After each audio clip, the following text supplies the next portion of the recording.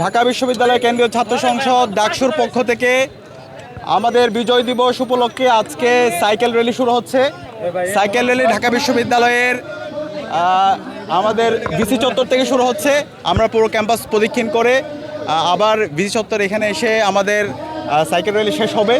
তো আমাদের আজকের এই সাইকেল র্যালির মাধ্যমে আমরা আমাদের ঐক্যবদ্ধ বাংলাদেশের বার্তা দিতে চাই, যে ঐক্যবদ্ধ বাংলাদেশ বিনির্মাণ করার জন্যই এবং শহীদদের স্বপ্নের বাংলাদেশ বিনির্মাণ করার জন্যই আমাদের শহীদরা জীবন দিয়েছে।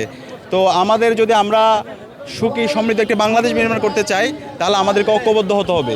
একই সাথে আমাদের যে লড়াই সেটা চালিয়ে যেতে হবে। সেই লড়াইয়ের বার্তা দেওয়ার জন্য আমাদের আজকে সাইকেল র্যালি, যেই লড়াইটা আগ্রাসনের বিরুদ্ধে, আধিপত্যবাদের বিরুদ্ধে, যারা বাংলাদেশের স্বাধীনতা সার্বভৌমত্ব এর উপর যারা সবসময় থ্রেট তৈরি করতে চায় তাদের বিরুদ্ধে আমাদের লড়াই।